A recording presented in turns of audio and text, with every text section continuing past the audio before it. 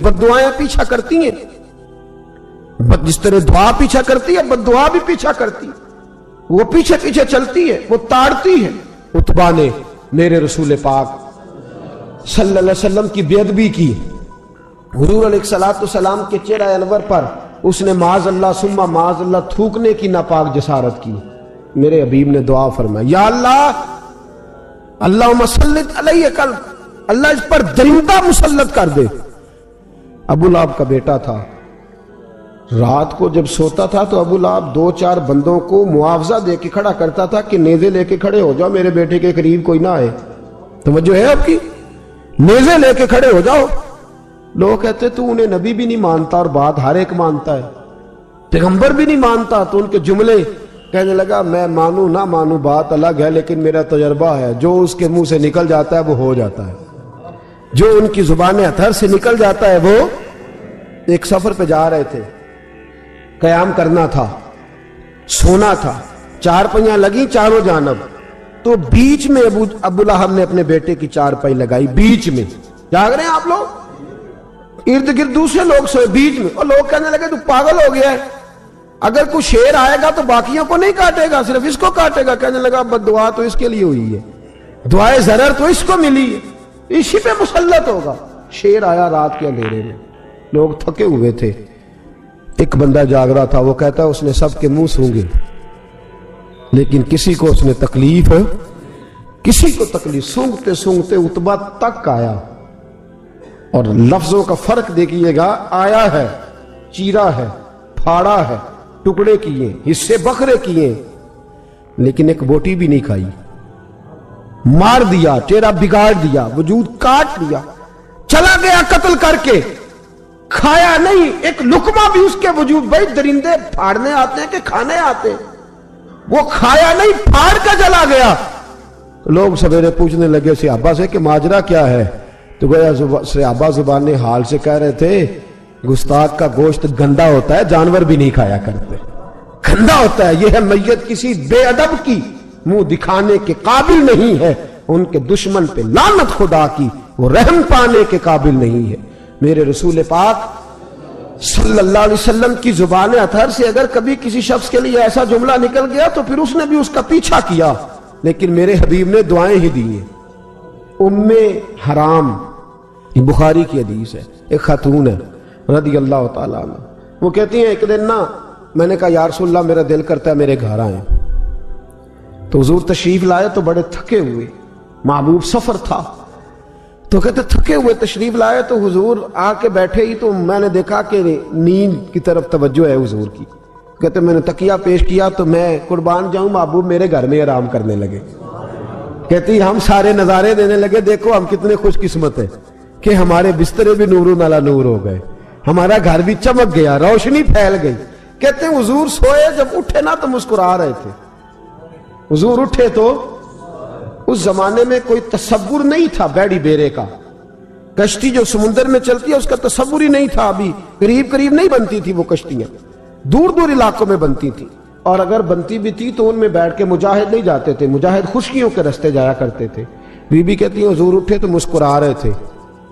तो मैंने कहा हुजूर आप क्यों मुस्कुरा रहे हैं, खैर तो है? तो नबी पाक ने फरमाया मैंने देखा है सोते हुए कि मेरी कुछ उम्मत कश्तियों पर बैठ के भी काफिरों के खिलाफ जिहाद करेगी, दरियाओं में भी। इकबाल ने कहा ना दश्त तो दश्त है, दरिया भी न छोड़े हमने, बहरे जुल्मात में दौड़ा दिए घोड़े हम। कश्तियों में भी जिहाद करेगी, मैंने देखा है। तो कहती है मैंने फटाफट कहा या रसूलल्लाह मुझे भी शामिल कर दे उनमें, हुजूर मुझे भी उनमें। हुजूर जरा जल्दी जल्दी देखा जो उनको बांटते, तो मैंने भी बढ़ के प्यार से दस्ते अता के सामने दस्ते तलब बढ़ा दिया। मैंने भी आगे बढ़ के कहा हुजूर थोड़ी खैर इधर, हुजूर मुझे भी शामिल कर दे। कहते पहले बूढ़ी थी। नबी पाक ने हाथ उठाए, कहा या अल्लाह इसको भी उनमें शामिल कर दे। अब फरमाते हैं सरकार का विसाल हुआ, कोई जिहाद नहीं हुआ समुद्र वाला। हज़रत अबू बकर के जमाने में कोई जिहाद नहीं हुआ समुद्र वाला। मुझे लोग कहते तूने मरना कब है? मैंने कहा जब तक कश्ती वाला जिहाद नहीं हो जाता, जब तक कश्ती वाला جو دن کو کہہ دیا دن ہے تو دن نکل آیا، جو شب کو کہہ دیا شب ہے تو رات ہو کے رہی۔ خدا نے ان کی زبان کو وہ اختیار دیا، جو نکلی منہ سے ان کے وہ بات ہو کے رہی۔ فرمایا جب تک کشتی والا جہاد نہیں ہوتا میں نے مرنا۔ تو پھر بابے کو کہنے دو نا، عرش فرشتے بانگا ملیاں، مکے پہ گئی شور، اور بلے شاہ ایسا نہیں مرنا، گالی بکی بلے شاہ ایسا نہیں مرنا ہے، مر گیا ہی کوئی اور تے بارت شاہ کدو مر دے جنہ کیتیاں نیک کمائیاں نے، بات ہی ختم کر دی، او کدو مر دے جنہ کیتیاں نیک کمائیاں نے۔ حضرت سلطان باہو رحمت اللہ علیہ فرماتے ہیں کامل پیر اونا دے باہو قبر جنہ دی جیوے۔ فرمایا میں نہیں مرتی، حضرت اسرائیل نہیں آتے وہ چھو کے گزریں گے، کہتی بہنیں بھی چلی گئیں، بھائی بھی چلے گئے، خامد بھی چلا گیا، بچے بھی کئی گئے، اور میں اسی حالت میں۔ حضرت ابو بکر صدیق کا وصال ہوا، حضرت عمر کا وصال ہوا، حضرت عثمان کا، گن رہے ہیں آپ لوگ؟ حضرت ابو بکر کے 2.25 سال، حضرت سیدنا عمر فاروق کے کم و بیش 10 سال، حضرت عثمان غنی کے تقریباً 11 سال، کتنا عرصہ ہو گیا؟ کہتی ہیں کوئی، پھر حضرت علی کے 4.5 سال۔ بی بی کہتی ہے میں تر و تازہ تندرست کی تندرست لوگ پہ تھے، بی بی تیرے ساتھ والے سارے چلے گئے، تو کب جائے گی؟ تو میں کہتی ساڑھے نبی دی زبان، ساڑھے نبی دی زبان، ساڑھے واسطے قرآن، میں کیسے جاؤں؟ ابھی جہاد ہی نہیں ہوا۔ کہتے ہیں خلفائے راشدین نے پردہ کیا، حضرت امیر معاویہ کا دور آیا، اور حضرت امیر معاویہ نے قسطنطنیہ کے لیے جب مجاہد بھیجے تو سمندر کا رستہ تھا۔ کہتی ہیں جب سواریاں جانے لگی تو کہنے لگے کچھ بیویوں کی بھی ضرورت ہے کھانا پکانے کے لیے۔ کہتی ہے میں ہاتھ بھی کھڑا کرتی رہی، درود بھی پڑھتی رہی، اور محمد کی صداقت پر شکر بھی ادا کرتی رہی۔ کہتے ہیں میں نے ہاتھ کھڑا کیا تو مجھے کچھ لوگ کہنے لگے بی بی تو سلیکٹ ہو جائے گی، تو بوڑھی ہے۔ تو کہتی ہے میں نے کہا سلیکٹ ہو کیا جاؤں گی، مجھے جانے والے سلیکٹ کر کے گئے ہیں، مجھے سلیکٹ کیا گیا ہے، جنہوں نے ظاہری پردہ کیا ہے نا سلیکٹ مجھے۔ حضور نے دعا کر دی تھی تو نبی پاک کی دعا۔ فرماتی ہیں میں کشتی میں بھی بیٹھی، جہاد بھی کیا، اور جس دن وہ جہاد ختم ہوا حضرت ام حرام کا وصال ہو گیا۔ تو لوگوں سے پوچھتے بی بی چلی گئی؟ کہنے لگے ہاں مصطفیٰ کا کیا ہوا وعدہ جو پورا ہو گیا ہے، میرے محبوب نے جس کو دعا دے دی، میرے رسول کریم نے جس کے لیے دعا کر دی۔ دوسرا درجہ والد کا، اگرچہ رسول پاک علیہ السلام کے والد گرامی آپ کی ولادت سے قبل تشریف لے گئے تھے، لیکن میرے حبیب پاک علیہ السلام نے جناب ابو طالب کے ساتھ جو رویہ رکھا، اور پھر حضرت عباس کے ساتھ جو رویہ رکھا، پتہ کیا حال تھا؟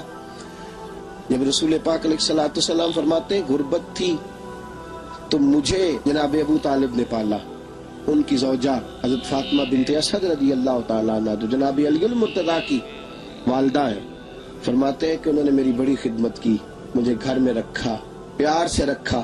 میرے والد اور والدہ کے وصال کے بعد، چچا کے جانے، دادا کے جانے کے بعد چچا اور چچی نے پالا اور اس گھر کو ایک مکمل ماحول فراہم کیا۔ پھر ایک وقت آیا کہ جناب ابو طالب پہ غربت آئی۔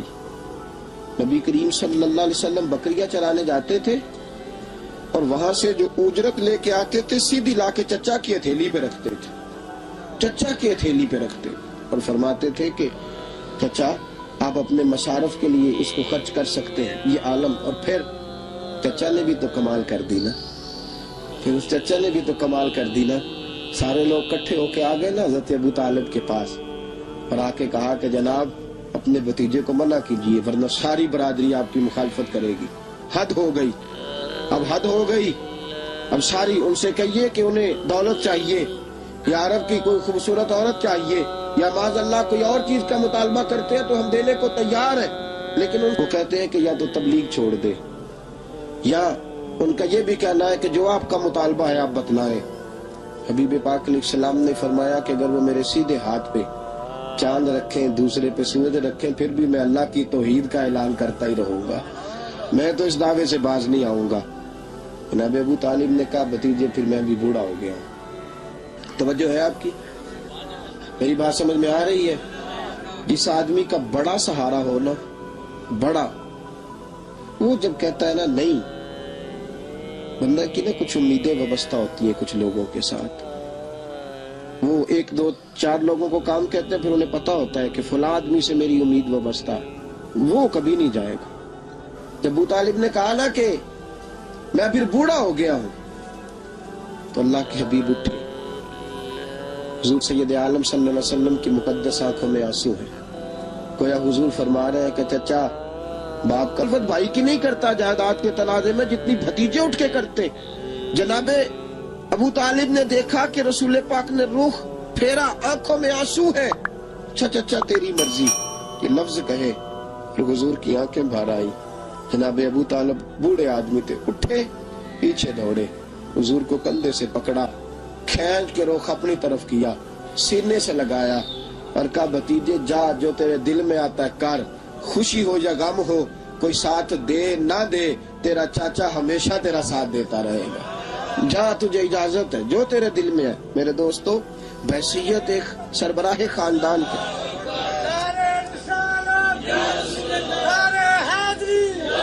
अब इन रिश्तों का तकद। और फिर जब जनाब अबू तालिब का विसाल हुआ और जनाब फतनतुल कुबरा भी उसी साल में गई, तो आमुल हुज़्न कहा ये गम का साल है, ये गम का साल।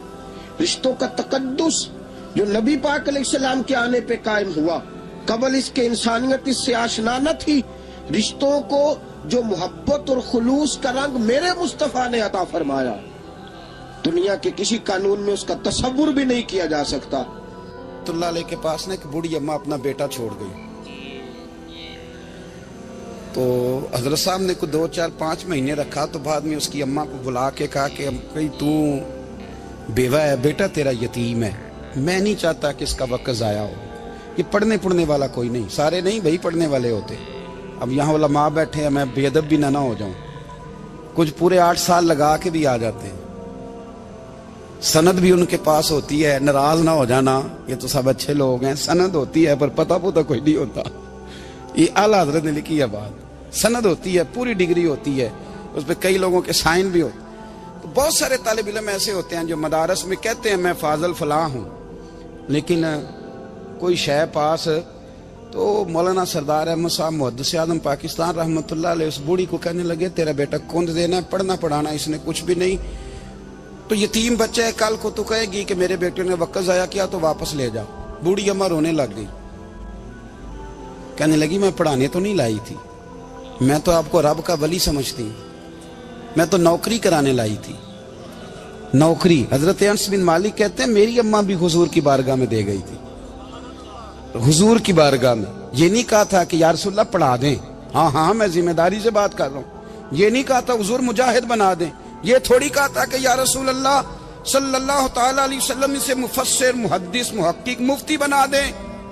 हजरत अनस की अम्मा कह गई थी सोनिया जब तक ये रहेगा ना आपकी नौकरी करेगा, ये घर के काम काज करेगा, ड्यूटी करेगा, हुजूर ये आपकी नौकरी करेगा। तो मेरे महबूब ने फिर दुआ कर दी, अल्लाह इसे बरकत अता फरमा। तुम समझता है खिदमत वाला खाली रह जाता है? जितना जायका खिदमत वाले को मिलता है, जो उसके नसीब में आता है, वो किसी का नसीब कहां भाई। हजरत अनस कहते हैं हुजूर ने दुआ कर दी, बरकत की। मुझे तो खेती बाड़ी आती भी नहीं थी, पर लोगों के बाग में साल में 1 दफा फल लगता था, मेरे बाग में 2 दफा लगता था। हुजूर ने दुआ कर दी अल्लाह इसे औलाद दे। फरमाते हैं मेरे बेटे, मेरे पोते, मेरे नवासे, मेरी बेटियां, फरमाते हैं मैं जिंदा हूं और मेरी 100 औलादे मौजूद हैं। परेशान हो गया 100 सुन के बच्चे 2 ही अच्छे, 100 औलादे मेरी मौजूद हैं। हजरत अनस भी मौलाना सरदार अहमद साहब के पास ना छोड़ गई बच्चा, कहने लगी हजरत जी मैं को पढ़ाने के लिए थोड़ा छोड़ गई हूँ, मैं तो इसलिए छोड़ के गई हूँ कि आप मेहरबानी करें, खिदमत कराएं। तो हजरत जी कहने लगे कोई ऐसा काम ही नहीं, खिदमत वाला क्या कराऊं? कहने लगी पट्ठे पवा लिया करो जी। हूं लड़ पैंदे ने, कहने ने बच्चे काम कर दें मदरसे का। हालांकि अब कहाँ बच्चे काम करते हैं, अब तो गुजर गया दौर, अब तो बच्चे काम कराते हैं। अब बच्चे भी नाराज हो रहे हैं, घूर घूर के देख रहे हैं। सही कह रहा हूं आपको, बच्चे काम कराते हैं, बच्चे कहाँ काम करते हैं। कहने लगी ये चारा डाले करेगा आपकी भैंसों को। तो हजरत ने उसको कहा कि बीबी चारा मेरी भैंसों को डालने के लिए मैंने बंदा रखा हुआ है, तो तू जा ले जा। कहने लगी हाथ बांध के हुजूर मेहरबानी करें रख ले, चारा डालेगा। और पुत्र तवज्जो से चारा डालना हजरत की भैंसों को। रोने लगी, हजरत ने रख लिया, महीने का खर्चा भी देते। शाम को ना वो सारा दिन काम करता, शाम को आके पैरों में भी बैठ जाता, हजरत जी लाएं तेल थोड़ा सा, पैर ना दबा दूं। 8 साल साथ वाले पढ़ते रहे, ये बेचारा नौकरी करता रहा, मेरा रूप भी नहीं ते मेरा रंग भी नहीं, और मैनू यार मनान दा टंग भी नहीं। कभी कभी ना हजरत बिलाल हबशी फारग होते ना तो नबी पाक की बारगाह में अर्ज करते, हुजूर कोई काम तो नहीं, सारे हो गए, हुजूर जाऊं जरा, चले जाते। एक दिन सलमान फारसी कहने लगे, या रसूलल्लाह ये बिलाल कहाँ जाता है? फरमाया जा देख के तो आ।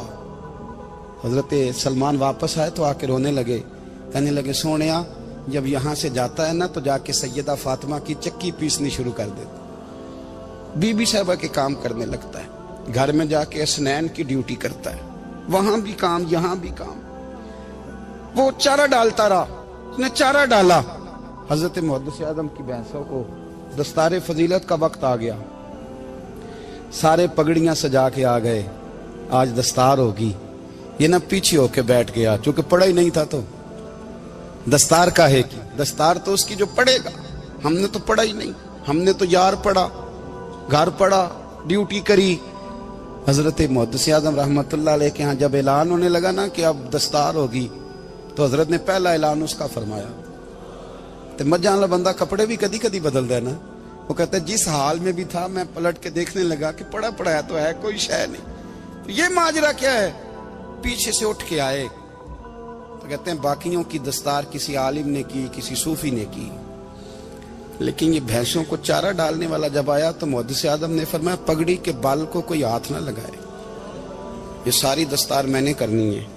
और फरमाते हैं हजरत बाल भी देते जाते थे और आंसू भी बहाते जाते थे, माथा भी चूमते थे, और फरमाते थे दस्तार के बाद चला तो नहीं जाएगा यार, मुझे तो इबादत भी नहीं रह गई, मुझे तो चाबियों को भी नहीं पता कौन सी कहाँ रहती है, जाएगा तो नहीं तू? तो रो पड़ा, कहने लगा सोनिया जाए तो वो जिसके पल्ले कुछ है हो, आता जाता तो है कुछ नहीं, मुझे किसने रखना है, मैंने कहाँ जाना है, इधर कहाँ तो इधर ही रहूंगा। वो उस तालिब इल्म के सारे उस्ताद भाई कहते हैं उसने दस्तार कराई, पढ़ा पढ़ाया कुछ नहीं, पर जो मसला अड़ जाता था ना, वो जो अड़ जाता था ना, वो जाके उससे पूछते थे तो किताबें खोलने की जरूरत नहीं पड़ती थी। हजरत उम्मे सलमा रदी अल्लाह ताला अन्हा कहती है मैंने अर्ज की या रसूल अल्लाह सल्लल्लाहु अलैहि वसल्लम मेरी बच्ची बड़ी बीमार है, तो मुझे किसी ने कहा है ये थोड़ी सी नशे वाली चीज है, ये बना के तैयार करके दो सही हो जाएगी, बीमार है बच्ची तो ये नशे वाली चीज है, इसको तैयार करके दो, थोड़ा नशा है। अगरचे बाज मैंने शुरू में कहा बाज लोग मरीज को, सख्त मरीज को ऐसी अद्वियात जो मजबूरी बन जाए उसकी गुंजाइश और इजाजत देते हैं, मोहतात उलमा तो उसमें भी बहुत सारी चीजें पहले बयान करते हैं, लेकिन उसने कहा जी निरा नशा देना है शिफा के लिए। हज़रत उम्मे सलमा कहती है मेरे नबी पाक ने मेरी तरफ देखा, मेरी तरफ, तो मैंने कहा या रसूलल्लाह आप क्या फरमाना चाह रहे हैं? तो नबी पाक ने फरमाया उम्मे सलमा कभी नापाक चीज में भी शिफा हुई है, कभी नापाक चीज में भी, कभी शराब और खमर में भी शिफा हो सकती है। शिफा रब करीम ने रखी है पर शहद के अंदर रखी हुई है, शिफा अल्लाह ने रखी है कुरान मजीद में रखी हुई है, तो इसमें भी कभी ये हुजूर ने बयान किया है कि इसके अंदर शिफा हो सकती, तो उम्मत कितनी दलेरी करती है जो ये मशवरे देती है कि उसके अंदर नशा है, शराब है, तो खांसी चली जाएगी तो फलानी बीमारी चली जाएगी। ना आओ इन चीजों पे, ना अपने ईमान को खराबी दो और ना ऐसी बातें करो जिससे कि डायरेक्ट रसूलुल्लाह सल्लल्लाहु अलैहि वसल्लम के वाज़ेह इरशादात की मुखालफत हो। मेरे नबी पाक सल्लल्लाहु अलैहि वसल्लम ने फरमाया, और फिर कुछ लोग कहते हैं थोड़ी पी है जी। अब तो मैं तज्जिये में पढ़ रहा था कि ऐसी शराब इजाद हो गई है, लोग शराब पीते हैं और वो मस्त भी रहते हैं, कार भी चलाते रहते हैं, कहते हैं जी नहीं हमारा ज़हन माऊफ नहीं हुआ तो ये वाली सही है, नशा नहीं लाती। मेरे नबी पाक सल्लल्लाहु अलैहि वसल्लम ने फरमाया जिस चीज की थोड़ी मिकदार, ज्यादा मिकदार हराम है उस चीज की थोड़ी मिकदार भी हराम है, जिसकी ज्यादा मिकदार हराम है उसकी थोड़ी भी। तो खमर और शराब अगर फुल पीना जायज नहीं तो थोड़ी पीना भी जायज, ये हराम है और हराम थी और कयामत तक हराम ही रहेगी। मेरे नबी पाक सल्लल्लाहु अलैहि वसल्लम ने मना किया और हुजूर ने इजहार नापसंदीदगी फरमाया, और मैं 40 दिन तो इबादत ही कबूल नहीं होती शराब पीने वाली जब तक सच्ची तौबा ना करे। یہ لفظ جب ادا کرتا ہوں تو شرم سے میری زبان لڑکھڑاتی ہے کہ یار درباروں پہ بھی نشہ بکتا ہے. میں یہ بات کر رہا ہوں صوفیاء کا ترجمان، درباروں پہ، مزاروں پہ. اور سجادہ نشینوں، تمہیں زمین نگل جائے، آسمان تمہیں لے اڑے، تم پر قہر نازل ہو، تم نے باپ دفن کر کے تو وہاں نشے کا اڈا بنا لیا ہے.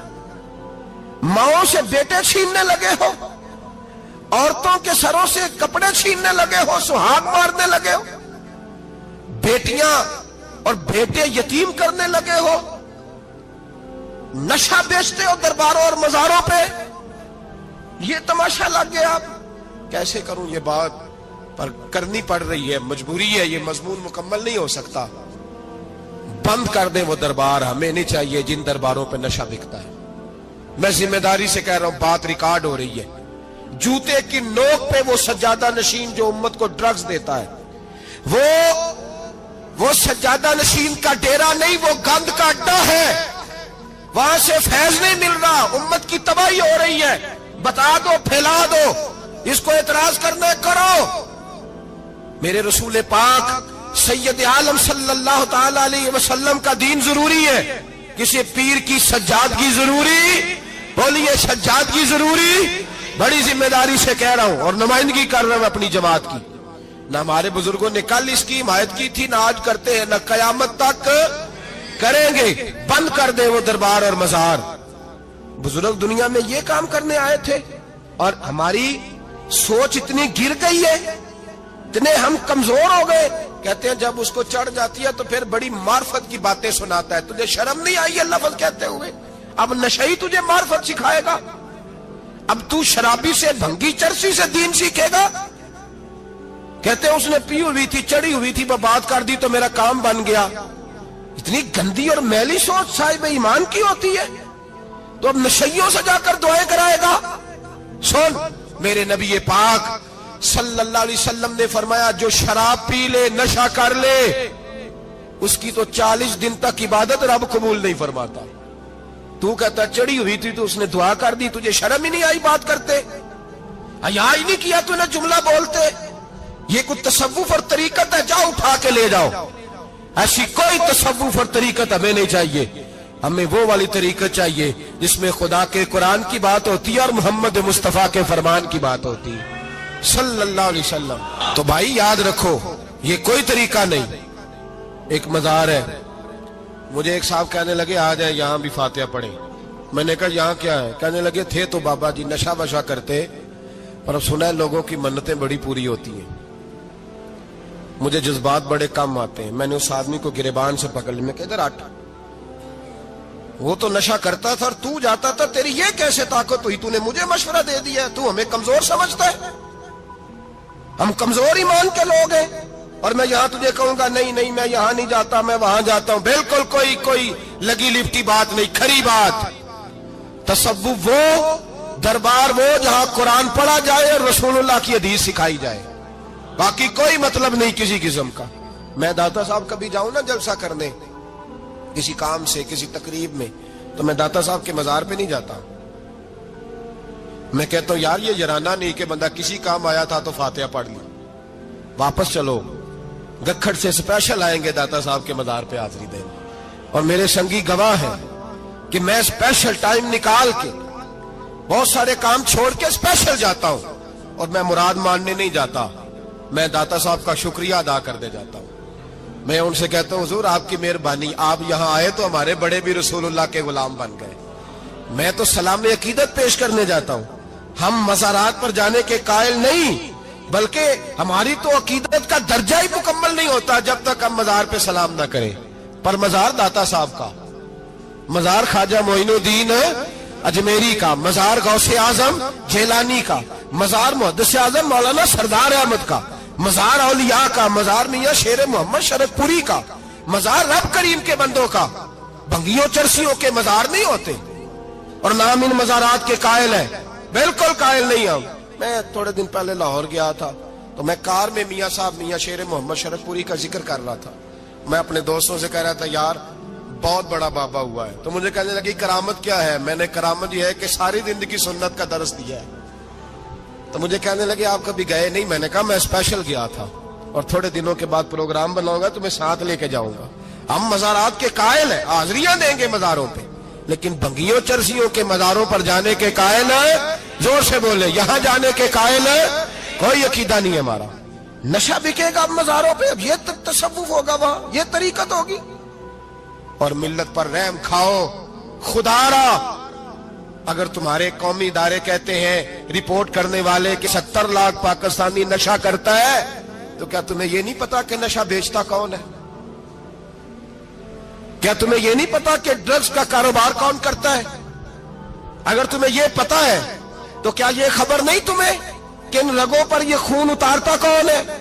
میں اپنے بزرگوں سے معذرت کے ساتھ, نشے کا آغاز, ناراض تو نہیں ہو جائیں گے بزرگ, نوجوانوں کو میں لتاڑ لیتا ہوں لیکن بزرگوں کی عزت کرنا سنت ہے, تو میں بزرگوں سے معذرت کے ساتھ یہ یوں سمجھ لیے خوگرے حمد سے تھوڑا سا گلا بھی سن لے. نشہ سگریٹ سے شروع ہوتا ہے, سگریٹ سے. میں تمباکو کو حرام نہیں کہتا, یہ فتویٰ نہیں دے رہا. تمباکو کا حکم وہی ہے جو مولی کا ہے, جو کچے پیاز اور لہسن کا ہے, کہ آپ جب کھا لیتے ہیں تو منہ سے بدبو آتی ہے, تو آپ مسجد میں آئے تو آنے سے پہلے مسواک کریں, منہ صاف کریں, پھر آپ آ جائیں. تو جائز ہے, مکروہ ہے لیکن حرام ہے. لیکن تمباکو سے آگے جب حالات بڑھتے ہیں, تجزیہ نگاروں نے لکھا ہے کہ ہمارے پنجاب کے کچھ علاقوں میں اب سگریٹ سے نکال کے نا, پہلے بھی بھرتے تھے لوگ اس میں بڑا کچھ, اب پتہ ہے کہ نیا نشہ ایجاد کیا ہے. اب اس کے اندر چرس بھی بھرتے ہیں اور چھپکلی کو مار کے, سکھا کے, خشک کر کے, اس کو پیس کے وہ ساتھ نشے کے ملاتے ہیں, اور اس کا حال یہ ہوتا ہے کہ آدمی کو زیادہ نشہ ہوتا ہے, اور کہتے ہیں وہ اتنا گند ہے کہ وہ آدمی کسی کو دانت بھی لگائے گا تو وہ بندہ بھی بیمار ہو جائے گا. کیا یہاں لوگ اسپرٹ نہیں پیتے آپ کے ملک میں؟ اور ہم کبھی سڑک پہ جاتے ہیں تو نشئی کو دیکھ کے مذاق کرتے ہیں, دیکھنا میں ہارن لگاؤں گا تو گاڑی کے ہارن سے گر جائے گا. لیکن تجھے پتا نہیں کہ یہ کسی ماں کا بیٹا ہے, پتا نہیں کسی بیوی کا شوہر ہے.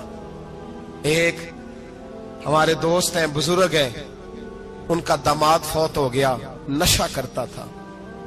تو میں تعزیت کرنے ان کے گھر پہنچا تو کھڑے ہو گئے ہاتھ باندھ کے, کہنے لگے حضرت صاحب باقی ساری گلاں چھڑ دیو, صرف نشے تے تقریر کریا کرو. وہ جب جیتا تھا تو تب بھی اس کے بچے یتیم ہی تھے, یتیم ہی تھے. میری بیٹی جب میرے گھر آتی تھی اور میں اپنے پوتوں کے اترے کپڑے اسے پہننے کو دیتا تھا تو میرا کلیجہ پھٹتا تھا. اور میری بیٹی اس کی زندگی میں بھی بیوہ کی زندگی گزار رہی تھی, وہ میری بہوؤں کے اترے ہوئے کپڑے پہنتی تھی. کوئی دعا کرو, کوئی جلسے کرو, یہ لت ختم ہو جائے.